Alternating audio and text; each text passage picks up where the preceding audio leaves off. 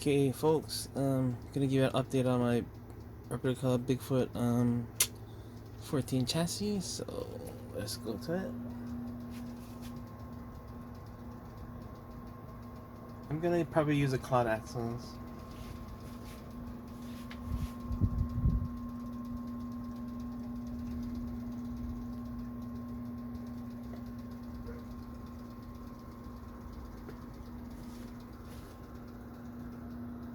Yeah, so here's a quick look update on my Bigfoot 14 chrome illusion body. So I'm gonna slap this body on.